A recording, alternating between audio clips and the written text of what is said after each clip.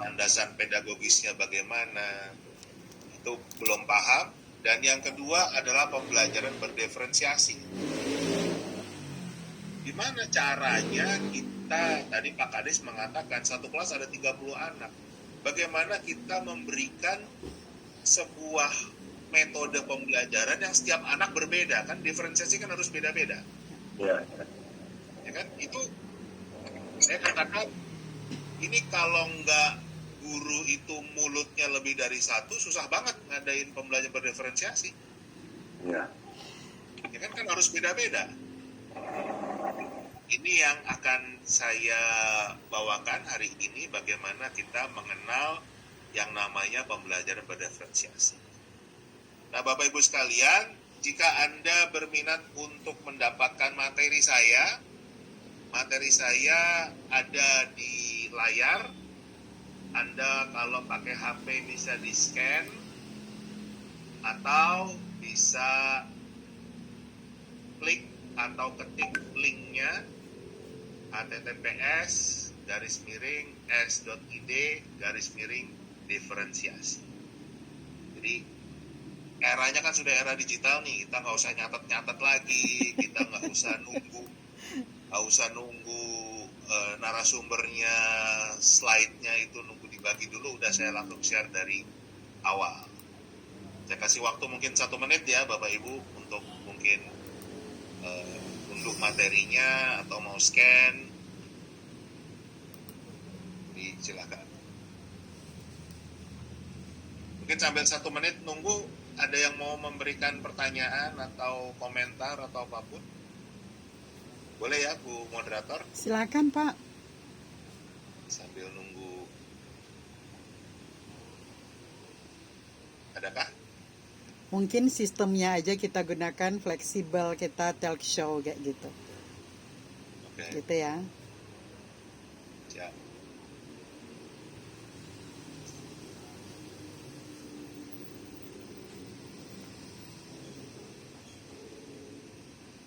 Gak ada Bapak Ibu yang mau bertanya atau mau? Di kiri atas ini juga ada kontak saya, ada Instagram, ada Twitter, ada email, ada WA, ada Facebook.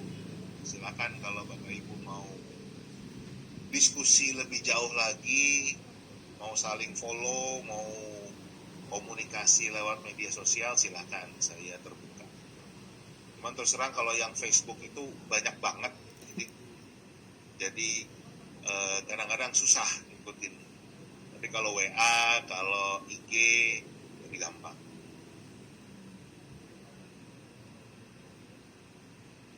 Oke, boleh lanjut? Atau butuh waktu lagi Bapak Ibu? Next Pak. Oke, lanjut ya. Jadi, tadi saya sudah diperkenalkan, ya nggak perlu memperkenalkan diri lagi. Intinya saya memang punya concern terhadap dunia pendidikan. Saya ingin supaya bangsa ini cerdas, karena bangsa ini diberkahi dengan kekayaan alam yang luar biasa.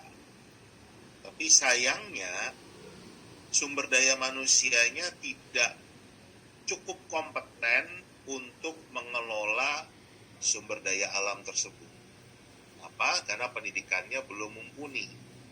Contoh deh, ini ada artikelnya, bisa di googling nanti dicari.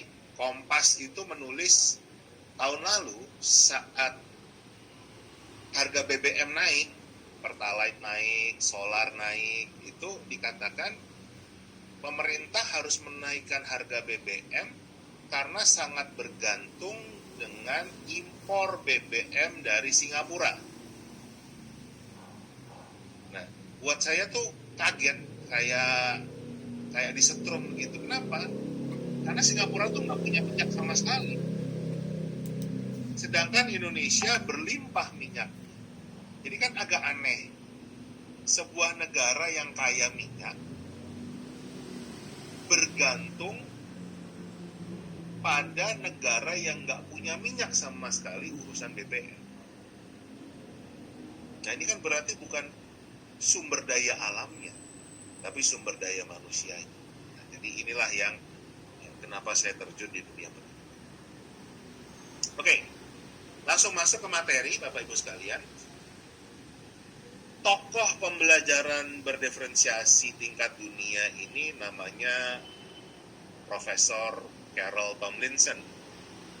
Beliau mengatakan yang namanya pembelajaran berdiferensiasi itu dasarnya common sense atau nalar, di mana setiap peserta didik memang berbeda minat, bakat, cara belajar, lingkungan, latar belakang, budaya, dan lain sebagainya. Problemnya untuk para pendidik itu punya kebiasaan, apalagi dengan cara yang sudah ngajar lama ya, itu terbiasa dengan model satu ukuran untuk semua. Makanya saya paling nggak cocok tuh dengan model satu ukuran untuk semua, karena pasti nggak muat buat saya. Ukuran baju saya itu minimal kulkas 2 pintu, jadi pakai all size nggak cukup.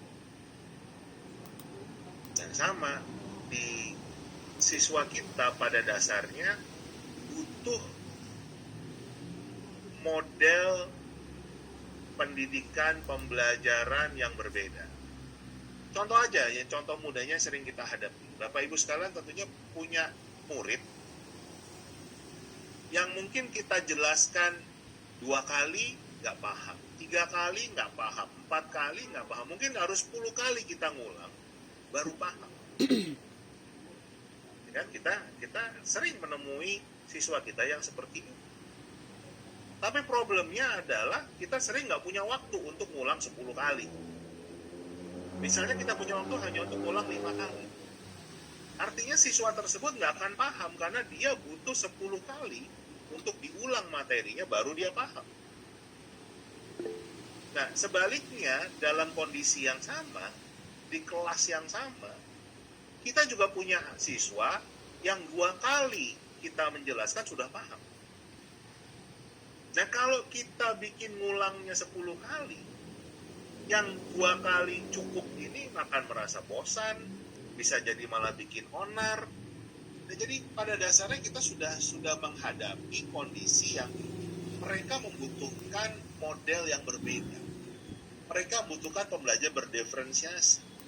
Tapi dengan cara lama, nggak mungkin itu dilakukan. Kecuali, tadi saya katakan, kecuali mulut kita lebih dari 2, nah itu baru bisa. Tapi kan mulut kita cuma 1. Jadi kita hanya bisa melakukan satu hal dalam satu waktu. Nah, terus bagaimana sekarang kita menjalankan pembelajaran berdiferensiasi?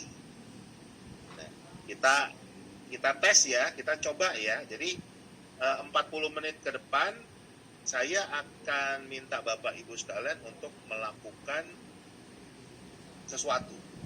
Kita akan belajar bagaimana, total berapa orang nih Bu Vinja yang ikut ini? Ini sudah ada 48, Pak. Nah, kita bisa lihat nggak, 48 orang itu bisa melakukan hal yang berbeda, belajar dengan cara yang berbeda. Kita lihat. Oke, sekarang saya minta Bapak Ibu sekalian bisa scan